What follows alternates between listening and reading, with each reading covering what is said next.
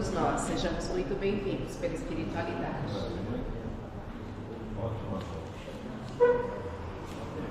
Vou iniciar falando dos trabalhadores da casa.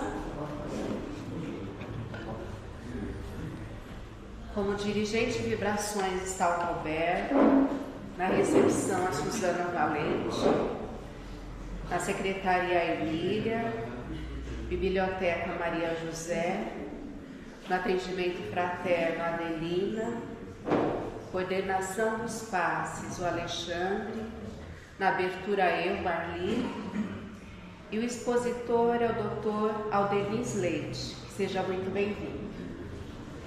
Com o tema O Sentido do Amor.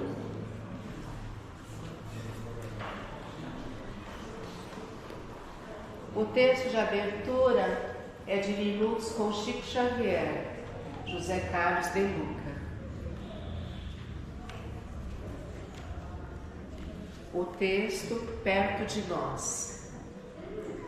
Não devemos pensar em Jesus nas alturas, distante de nós.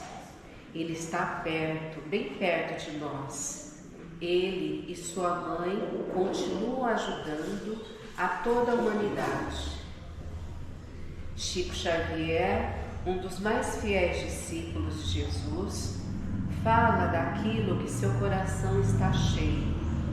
Jesus não está distante de nós, não está nas alturas, ignorando o que se passa conosco. Chico diz que Jesus está perto, bem perto de nós. Essa ideia conforta-nos o coração e será capaz de nos levantar de toda a tristeza, porque você tem um amigo que é a pessoa mais importante do mundo, Jesus de Nazaré. No seu Evangelho, Jesus esclarece qual o tipo de relação que deseja ter conosco. É a relação de amizade. O verdadeiro amigo nunca é ausente, distante. Por isso, Jesus afirmou que não nos deixaria órfãos. O amigo Jesus está próximo de você. Deseja aprofundar essa amizade, deseja sinceramente ajudá-lo em suas dificuldades, porque não deseja vê-lo triste, enfermo, infeliz.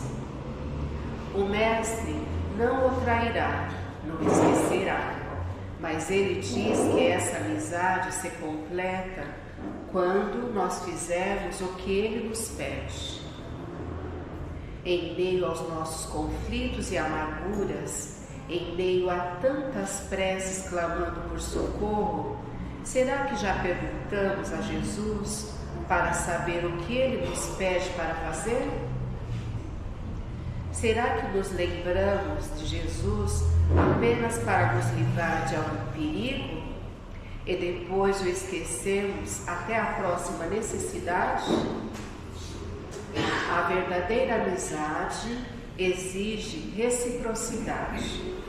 Jesus é o amigo de todas as horas e nós somos dele também em todos os momentos? Com essa reflexão, se sentirem à vontade, fechar os olhos, a prece inicial. Já acolhidos pela espiritualidade amiga, que desde cedo prepara essa humilde casa em prol de Jesus, em prol da Mãe Maria de Nazaré, que nossa alma e o nosso corpo físico sejam revigorados, que possamos agradecer o amparo incessante do Pai maior, do Mestre Jesus, nossa Mãe Maria de Nazaré e, claro, a espiritualidade amiga que não nos larga a nossa mão. E com essas energias possamos nos fortalecer no bem, no amor, fraternidade, na caridade, não só hoje, como sempre. Assim que seja. Graças a Deus. Vou fazer uma breve apresentação do Dr. Aldenis Leite, que tanto contribui, não só no plano físico, como também no espiritual. Ele é médico clínico geral, médico psiquiatra e psicoterapeuta, é médico voluntário no Abrigo Bezerra de Menezes, Dr. Bezerra, de Menezes, comunicador da TV Mundo Maior, da Rede Boa Nova, de rádio. Tem um programa todas as quintas-feiras, às 9 horas da manhã. E o programa Jesus e o Logos. Então, assim, possamos acolher o Dr. Diniz e que ele seja amparado por tudo que fala na palestra. Obrigada.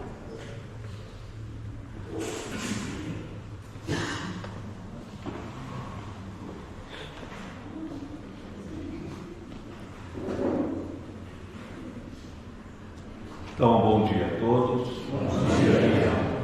Que o Mestre Jesus nos envolva na sua paz, na sua bondade, na sua luz. Existe uma frase que é atribuída a Leon Denis, que diz o seguinte: o espírito dorme na rocha, sonha no vegetal, agita-se no animal e acorda no ser humano. Essa frase é atribuída a Leon Denis, entretanto, não existe nenhuma garantia de que ele de fato tenha anunciado essa afirmação. Mas há uma suspeita de que provém dele. Independente disso, o importante é tirarmos lições dessa afirmação, desse enunciado. Isso é o mais importante. E é um enunciado que faz todo sentido. Porque quando vamos observar a matéria inorgânica, ou seja, uma pedra, um punhado de areia, ali existe a intervenção da vida, que é Deus. Deus é a inteligência suprema, causa primária ou primeira de todas as coisas, conforme a questão número 1 do Livro dos Espíritos. Sendo assim, a vida, essa vida que nós experimentamos e observamos, que está dentro e fora de nós, essa vida é independente, é uma vida inteligente. Poderíamos dizer assim: a vida não precisa de nós para se manifestar.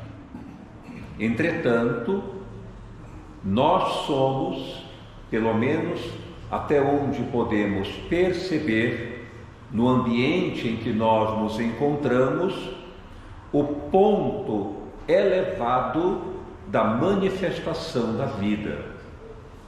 É o ser humano, dotado de liberdade, de responsabilidade, aquilo que o Espiritismo chama de livre-arbítrio. Nós somos detentores desse patrimônio, que é a liberdade de agir e a responsabilidade de assumir cada atitude adotada. Nenhum outro ser é capaz de realizar essa proeza. Então, o espírito dorme na pedra, na rocha. Isso quer dizer que a vida ensaia os seus primórdios nessa matéria inorgânica. E qual é a finalidade da vida inserida ali, dormitando? Aprender, selecionar o aprendizado da aglutinação da matéria.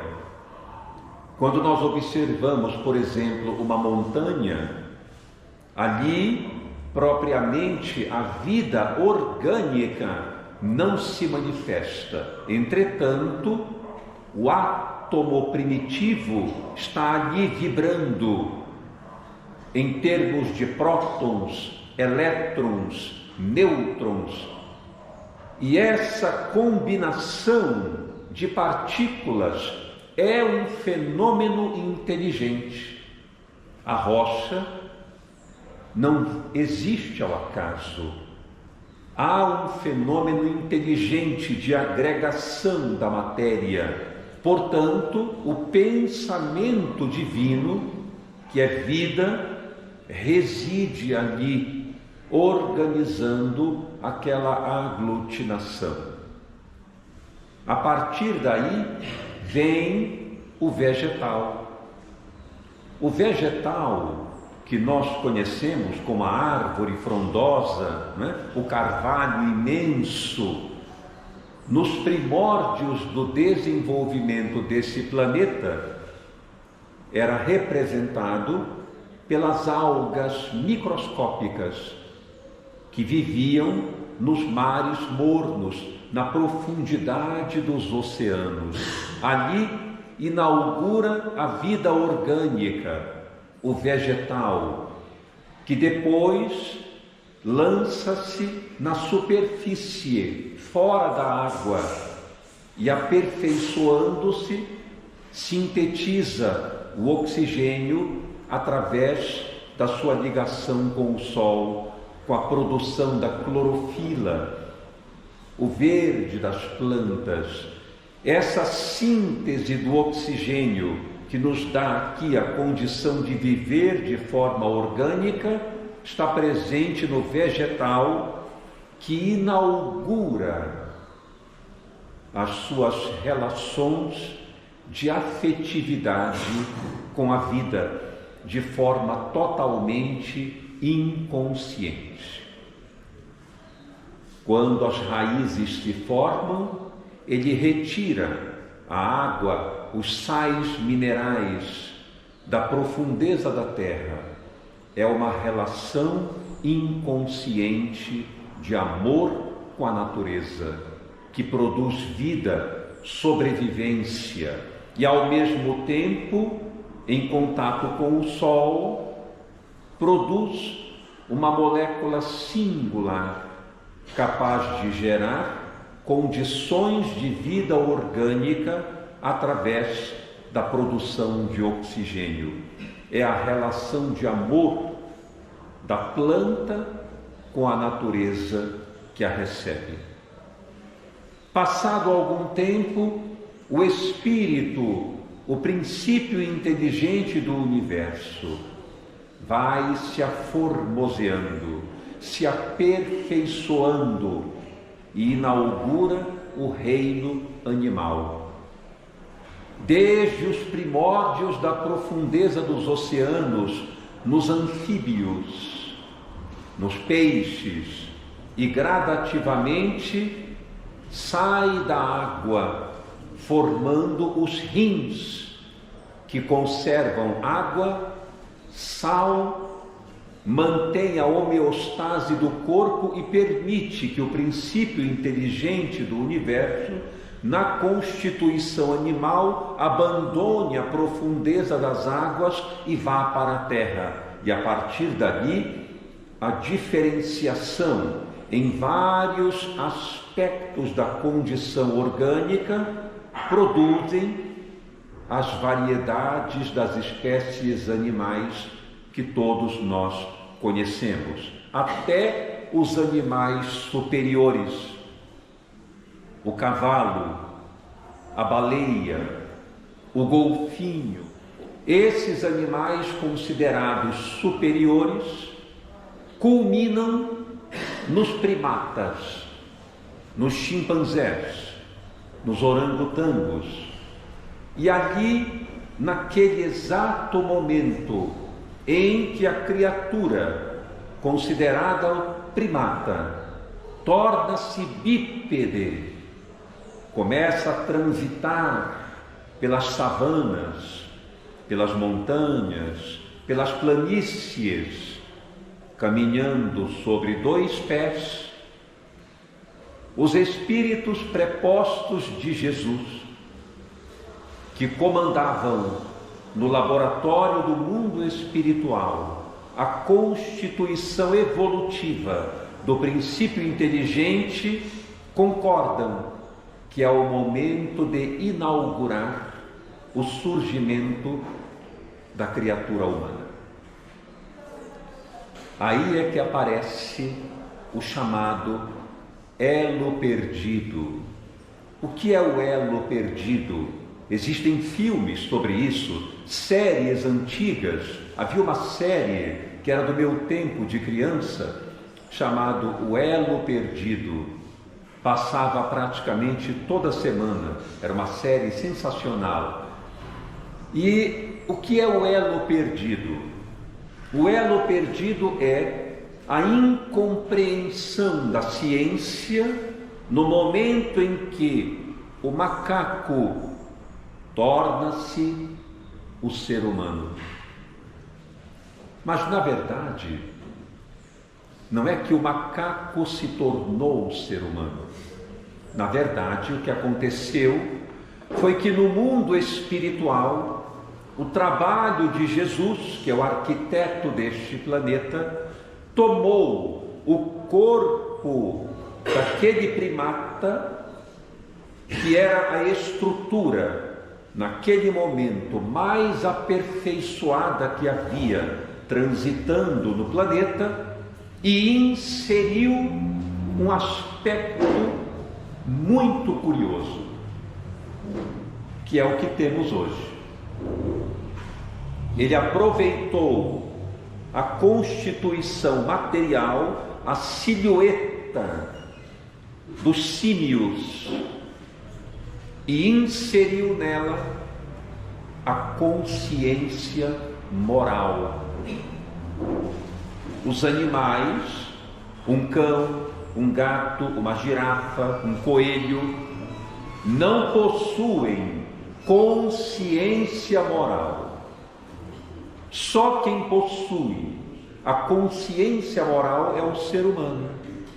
A única diferença que temos de outros animais é que somos portadores de uma consciência moral.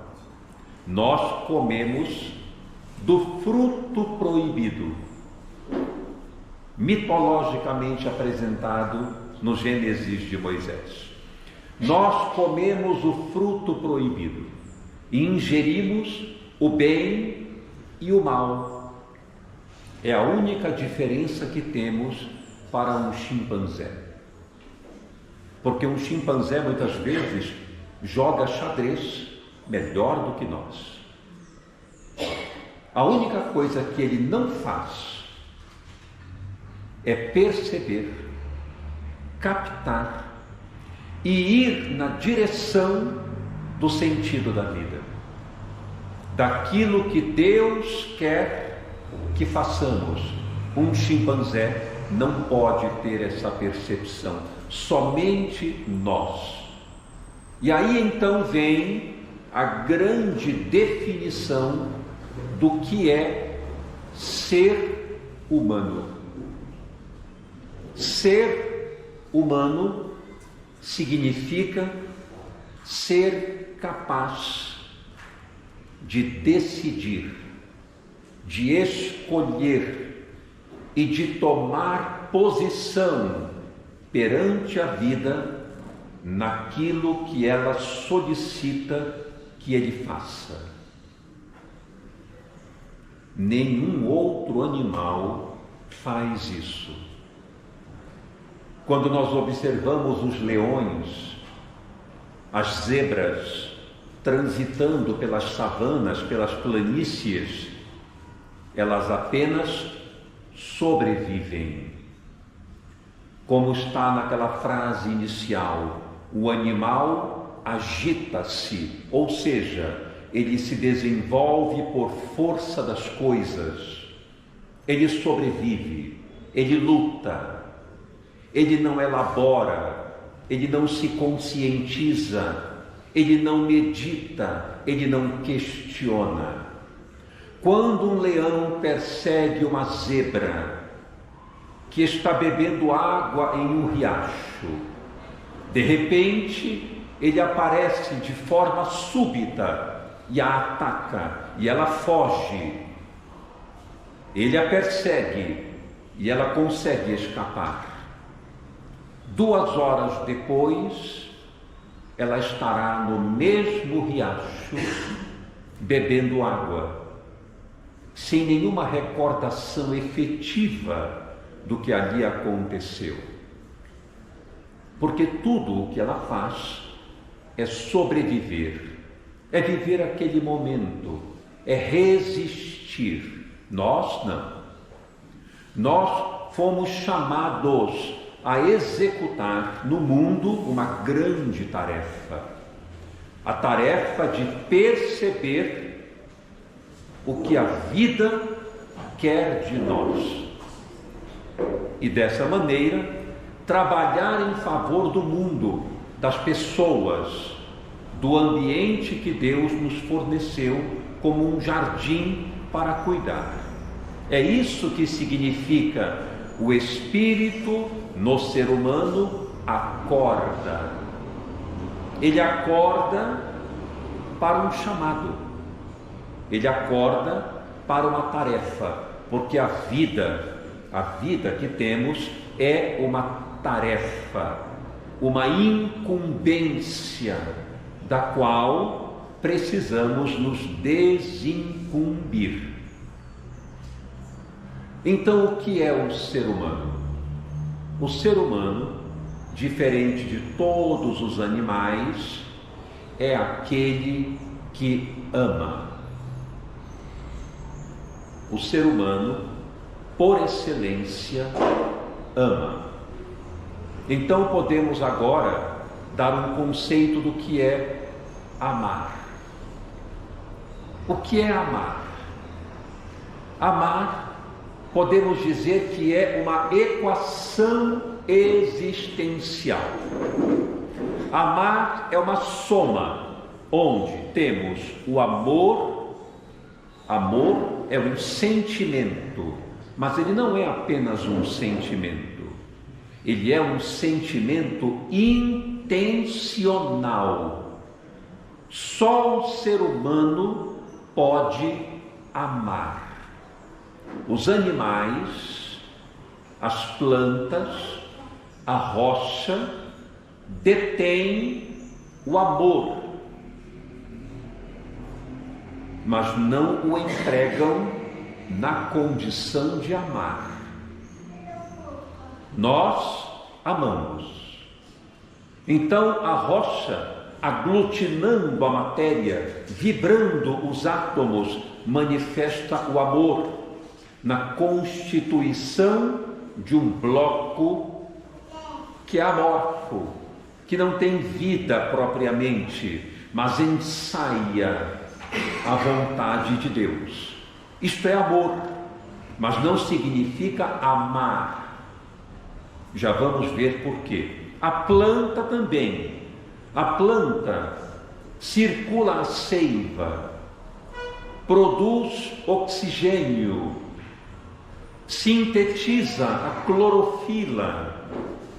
Quando nós sepultamos uma semente no solo, colocamos ali na cova, inevitavelmente, o que quer que façamos, ela não resistirá àquele ambiente. Ela se rasga e sai na direção do sol. Há um tropismo da planta para a vida, para a luz, para o sol. nós chamamos isso de amor, mas a planta não ama. Da mesma forma, os animais protegem o filhote, mas é instinto. Os animais lambem seus donos, mas não é amar. É uma projeção de um sentimento embrionário que já começa a surgir. Mas um animal não pode amar. E por que não? Porque amar significa então uma equação. Existe o amor que não é produto nosso, vem da vida, vem de Deus, inserido em nós. Nós estamos mergulhados no amor divino. Então o amor que nos é dado se soma a algo que é nosso, que é o sentido, a direção, o entendimento do que fazer com este amor, conscientemente, voluntariamente, por uma decisão. Então eu amo porque eu tomo esta força, este sentimento intencional que está pronto para uma direção, e eu dou a direção para esse sentimento. E de que maneira? Servindo, contribuindo, ajudando, convivendo, compartilhando, sendo solidário, de diversas maneiras. Quando alguém, por exemplo, está perto de mim e algo dele, um lápis, uma caneta, um caderno, cai no chão e eu junto e entrego para aquela pessoa, eu estou amando, porque eu peguei o amor, que é a força da natureza, e o transformei em ação, direção, benefício. Isto é amor. E, portanto, amar, uma atitude. Amar é uma atitude consciente. Só o ser humano pode ter isso. Por que tudo isso que eu estou dizendo é importante? Porque quando nós não amamos, quando nós vivemos por força das coisas, como eu disse há pouco, nós não estamos exercendo o especificamente humano que está em nós.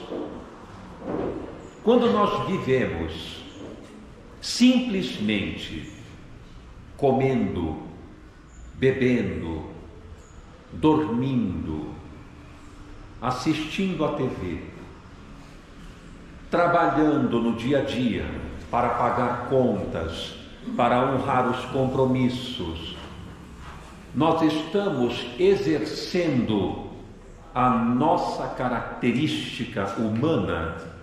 Não, nós não estamos. Por que não? Porque qualquer animal faz isso. Qualquer animal trabalha. Um pássaro constrói ninhos, mas ele não ama. Ele ensaia esse sentimento na sua natureza mais primitiva, mas ele não ama, porque amar exige ter consciência moral, saber para que eu estou empregando esta força. Eu tenho consciência de que aquilo é bom de ser feito. Isso é que é amar. Um pássaro alimenta os filhotes, constrói ninhos, então ele trabalha, ele contribui, mas ele não sabe para que ele faz aquilo. Ele não tem essa consciência, então ele não pode amar. Ele apenas ensaia o amor que está nele como criatura da vida, de Deus. Então, quando nós acordamos de manhã, tomamos café, saímos de casa, pegamos a condução, entramos na condução, saltamos, vamos para o trabalho, trabalhamos, almoçamos, voltamos para o trabalho, saímos, pegamos a condução, voltamos para casa, cumprimentamos o familiar, tomamos um banho, jantamos e dormimos. Nós estamos vivendo a nossa característica humana? Ainda não. Nós só vivemos a característica humana quando o nosso despertar, quando o Espírito acorda no ser humano, ele acorda, fazendo aqui uma alusão a acordar, nós acordamos para as incumbências que a vida nos solicita executar. Nós devemos acordar de manhã e pensar o que a vida hoje precisa que eu faça. Então há uma grande diferença entre, por exemplo, trabalhar e realizar o sentido do trabalho. Há uma grande diferença. Quando alguém acorda, por exemplo, e arruma a cama, há uma grande diferença entre realizar essa tarefa e realizar o sentido daquela tarefa. Porque o que é trabalhar? Trabalhar é aquilo que eu faço enquanto faço o que tem que ser feito. Então vou repetir: o que é trabalhar aplicando a nossa condição humana? É o que eu faço enquanto faço o que tem que ser feito. Porque se eu trabalho para pagar as contas, eu não estou vivendo a minha condição humana. Se eu me caso para ser feliz, para ser bem cuidado, eu não estou vivendo a minha condição humana. A nossa condição humana, em essência, é dar, oferecer de nós, sair de nós na direção de um outro ser humano para olhá-lo na sua singularidade, no seu vir a ser e não naquilo que ele é. Quando eu amo, verdadeiramente, eu olho para uma pessoa e não vejo o que ela é naquele momento. Eu vejo tudo aquilo no qual ela ainda pode se transformar. Eu olho além e muitas vezes vejo o que ela nem ainda consegue ver nela mesma. E vejam como isso é verdadeiro. Jesus, certa tarde, onde inicia o capítulo 5 do Evangelho de Mateus, sobe numa pedra, olha aquela multidão que está sedenta pelos seus ensinamentos e anuncia: vós sois o sal da terra. E se o sal for insípido, com que se há de salgar? Vós sois a luz do mundo. E ninguém coloca uma candeia acesa debaixo do móvel. A pessoa a pendura no alto para que ela ilumine o ambiente e todos se beneficiem da sua claridade. Ele via em nós o que nós ainda não éramos. Quando ele se encontrou com a mulher flagrada em adultério, E depois que todos debandaram, envergonhados, soltaram as pedras, ficou apenas Jesus com aquela mulher, um olhando para o outro. Ele olhou para ela e não viu a mulher que havia sido identificada em adultério.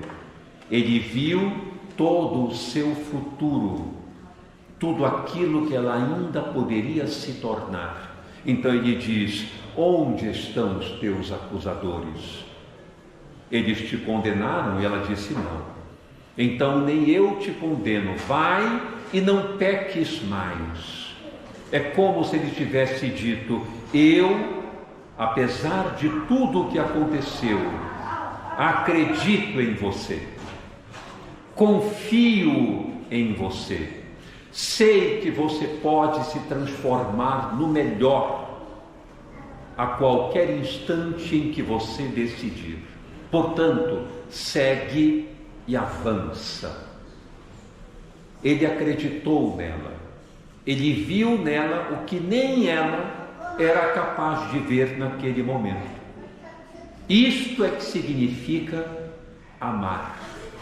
Compreendem como amar é muito complexo?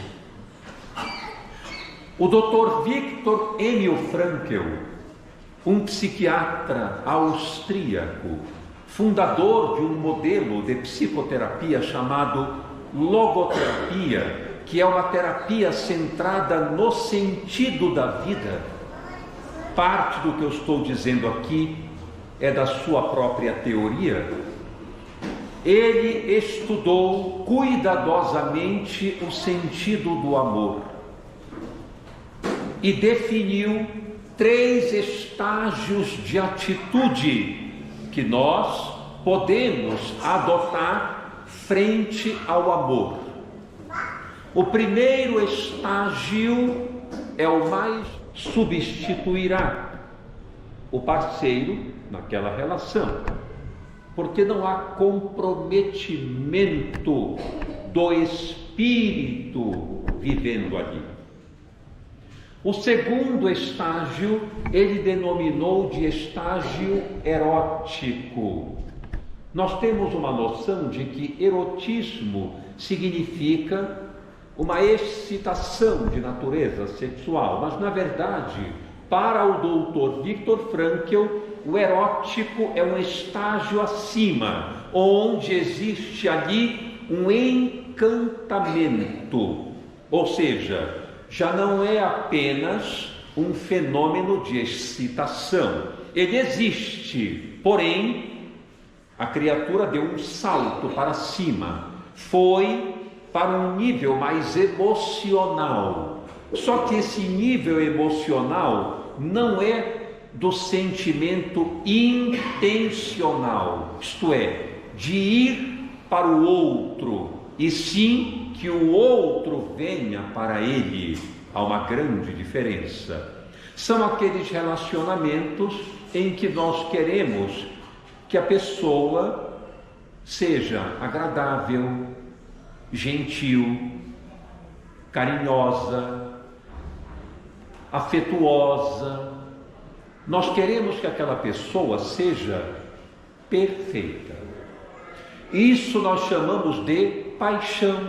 Então, o erótico é a paixão. Nós dizemos assim para uma pessoa: por que você gosta tanto de fulano? Ah, porque ele é tão maravilhoso, ele é gentil, ele é carinhoso, quando eu converso com ele, ele está sempre à disposição, tudo que eu peço ele me faz. Essa pessoa está numa faixa do erótico, ela gosta do outro, ela tem uma afetividade pelo outro, porque ele corresponde às suas expectativas. Continua sendo, portanto, uma relação, de certa forma, egóica. O meu interesse não é amar, o meu interesse aí é que gostem de mim, que me apreciem, que me aplaudam, que me olhem como alguém importante, que me valorizem. Esse nível é o nível do erótico. Quantas relações são formuladas nesse nível? Quantas vezes, ao longo de um relacionamento, por exemplo, surge a seguinte frase: eu fiz tudo por você e olha como você me retribui.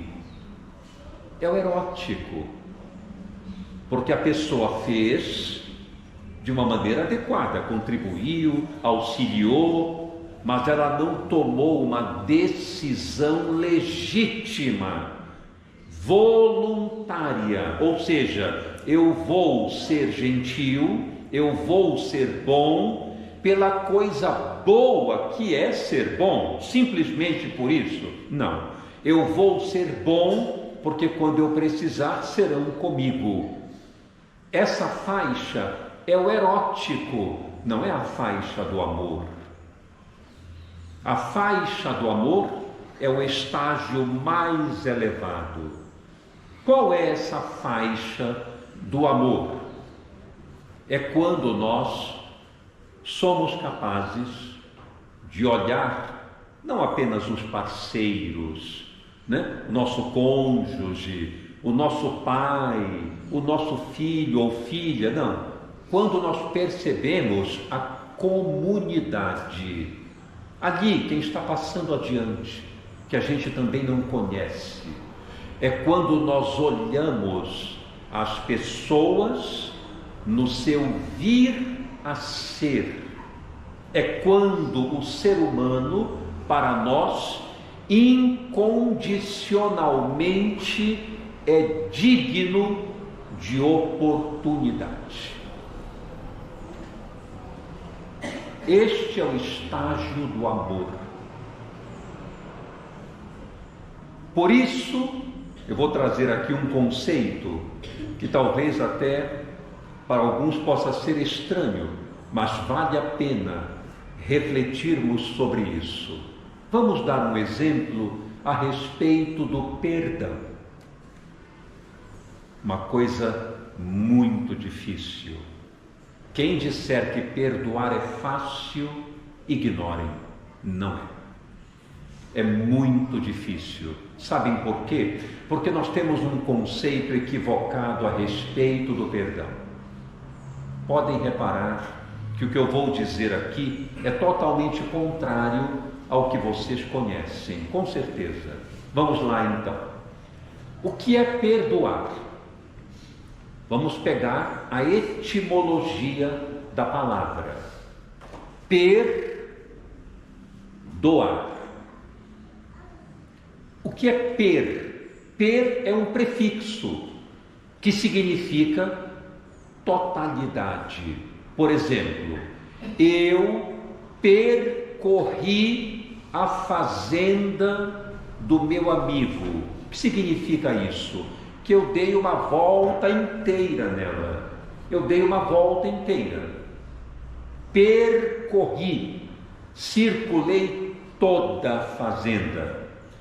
João perdurou com aquele sentimento. O que significa isso? Que ele viveu uma vida inteira com aquele sentimento.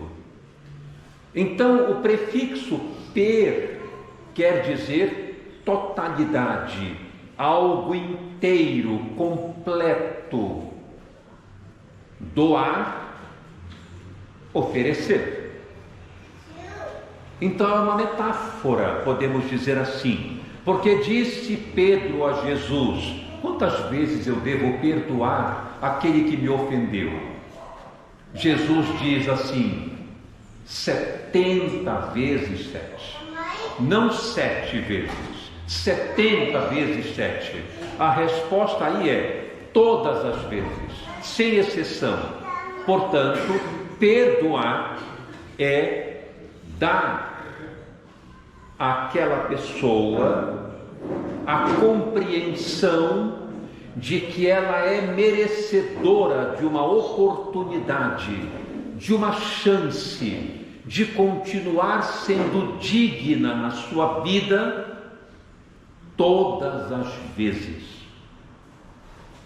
sempre que ela falhar. Isso é perdoar. Isso é fácil? Não é. Nós temos um conceito sobre perdão assim. Podem reparar que até em palestras a gente escuta, ou livros de autoajuda a gente encontra, né? Perdoar beneficia muito mais aquele que perdoa do que aquele que é perdoado. O perdão nos beneficia, é lógico. Quem perdoa vive em paz. Mas o objetivo do perdão não é que eu me sinta bem, porque se for, eu estou sendo egoísta. Se o objetivo do perdão for que eu fique bem, então o meu próximo não é nada para mim. Foi isso que o Cristo ensinou? Eu acho que não. Por que que ele pediu para que nós perdoássemos todas as vezes? Para nos ensinar que aquele que nos fere realmente nos machuca, e ele é responsável pelo que fez. Ele precisa reparar o mal, sem dúvida, mas ele é, como ser humano, digno incondicionalmente de viver e se recuperar. Vai e não peques mais. Ele não disse, por exemplo, para ela: que papelão que você fez, hein? Que coisa ridícula! Onde você estava com a cabeça de fazer aquilo? Nós diríamos. Nós chamamos a atenção do nosso filho, assim às vezes, da nossa filha.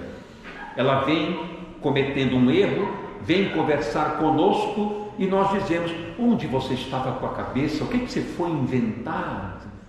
Jesus nunca tratou as pessoas assim, porque ele enxergava o que elas ainda seriam, não o que elas eram naquele momento. Isto é amar. Portanto, perdoar é bom para aquele que é perdoado. É quando nós dizemos para ele: você me feriu e eu não gostei, isso me machucou. Entretanto, eu permaneço olhando para você como alguém digno de viver, prosseguir e ser feliz. Isto é que é perdoar. Quando perdoamos no silêncio do nosso sofrimento, da nossa dor, quando fazemos isso, aquela pessoa percebe que é perdoada e, por sua vez, ao longo do tempo, com certeza, absorve aquele conhecimento e vai se transformando. Quando Jesus estava preso na cruz, olhando aquelas pessoas rindo, debochando, os guardas zombando, ele olhou para o céu e disse: Senhor, perdoa essas criaturas, porque elas não sabem o que fazem. A minha pergunta é: ele disse aquilo para se sentir bem?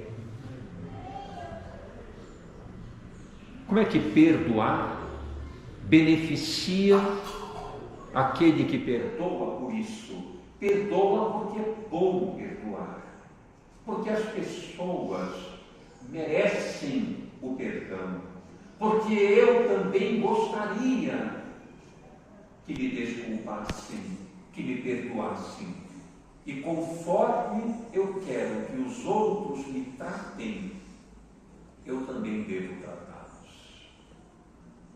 Portanto, amar é o fator humano por excelência, e nós precisamos desenvolver neste planeta, conforme propõe Jesus, um clima de amor.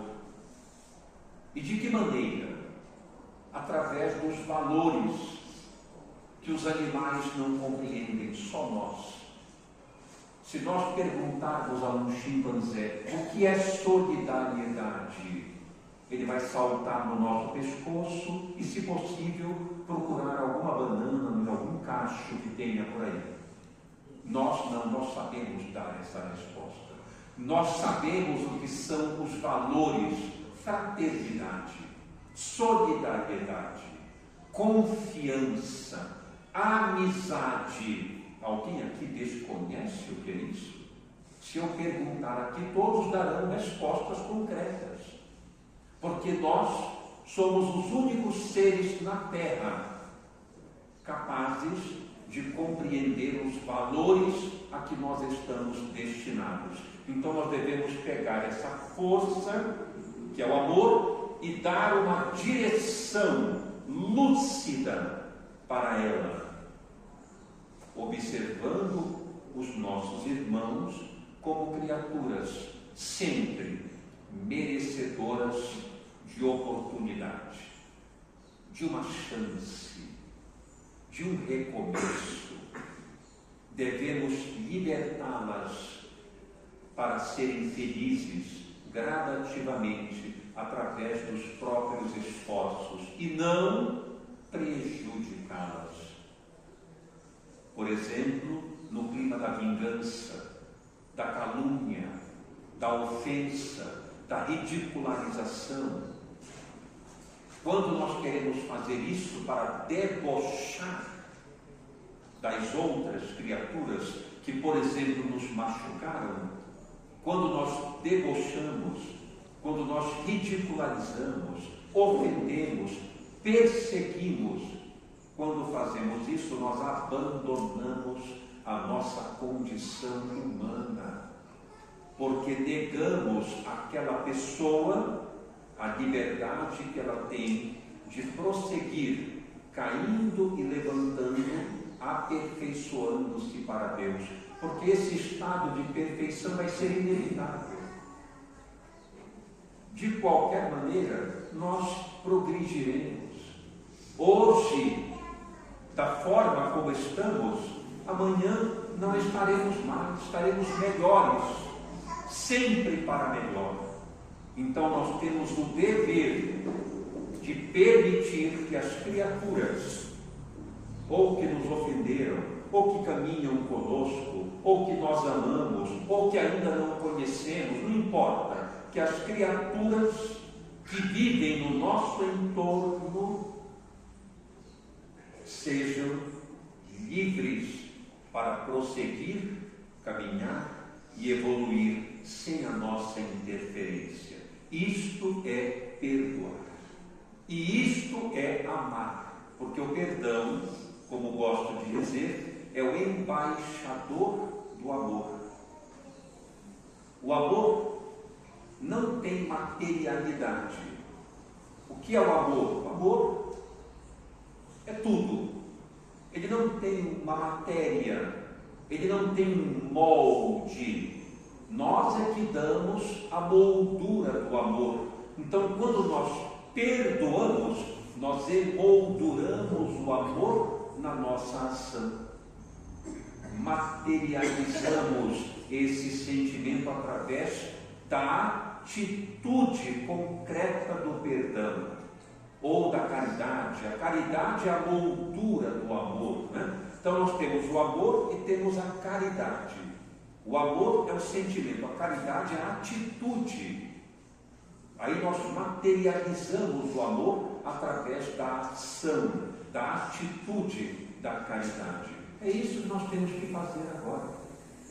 Porque se nós não fizermos isso, nós podemos até viver, mas não na condição humana por excelência, porque ser humano é amar. Então, que haja paz e luz nos nossos corações. Muito obrigado. E nós vamos, conforme me solicitaram, nós vamos fazer as vibrações finais. Eu peço que me acompanhem aqui. Nós vamos fechar os nossos olhos a fim de ficarmos mais concentrados e comecemos tranquilizando os nossos corações, acalmando as nossas mentes.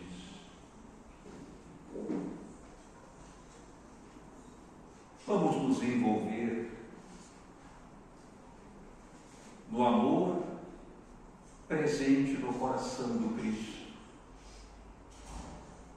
que está aqui entre nós. Ele se expande em todas as direções, aonde quer que ele seja chamado, onde quer que ele seja lembrado, ali ele está. E nós vamos perceber nesse instante o quanto somos amados, o quanto Deus nos ama.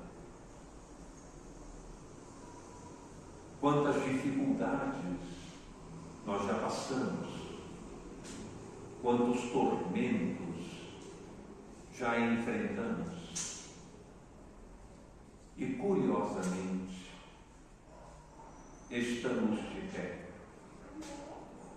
mais fortalecidos, mais confiantes, mais esperançosos. Isto porque Deus cuida de nós. A vida é uma conspiração a nosso favor, jamais contra nós. Então nós te agradecemos, Senhor, por esta oportunidade e vibramos com muito amor por todo o nosso planeta, por esta escola bendita que nos acolhe, que nos fornece tantas experiências de desenvolvimento, de aprendizado e de construção de nós mesmos. Abençoa todas as criaturas encarnadas e desencarnadas que habitam este planeta. Ampara o nosso país, o nosso povo, os nossos governantes. Dá a eles a iluminação para que a fraternidade reine em todos os ambientes. Auxilia os nossos lares. Abençoa os nossos familiares, os que permanecem conosco e os que já partiram. Envolve a todos em vibrações de luz e de paz. Nós também queremos te pedir por todos os que sofrem, pelos irmãos que transitam este mundo em profundo sofrimento, aqueles que estão nos hospitais, sob doenças tão complexas, aqueles que se encontram presos nas penitenciárias, espiando o seu destino, aqueles que se encontram nas creches, nos orfanatos, esperando por um abraço de pai e de mãe, aqueles que se encontram nas ruas, nos becos, nas vilas, perdidos pelos caminhos, desorientados, necessitados de esclarecimento e de auxílio. Ampara todas essas criaturas. Envolve amorosamente todos os lares da terra, porque a família é o núcleo luminoso onde tu apareces através da entrega de um e de outro em nome do amor. Abençoa todos os lares. Envolve todos aqueles que já trabalham pelo bem e pela paz. Mas também te pedimos por todos aqueles que discordam do bem e da paz.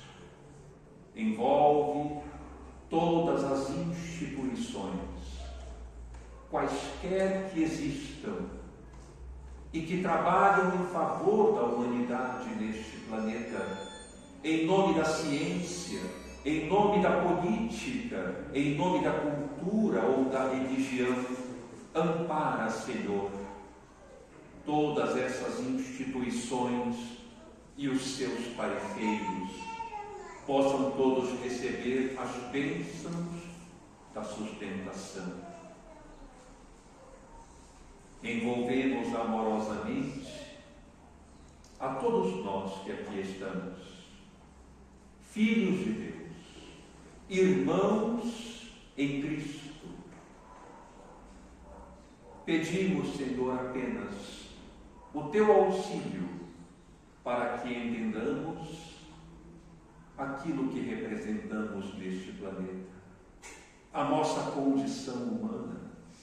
Auxilia para que entendamos a nossa capacidade de amar, que floresçamos esta capacidade através das nossas ações, servindo todos aqueles que estão aqui diante de nós e que precisam das nossas mãos, da nossa presença, da nossa palavra, e que a nossa palavra nunca seja de calúnia, de crítica, de violência, que as nossas mãos nunca sejam aquelas que golpeiam, que machucam. Sejamos aqueles que operam conforme tu nos pedes, e que haja muita paz, luz e entendimento em todos nós. Que assim seja.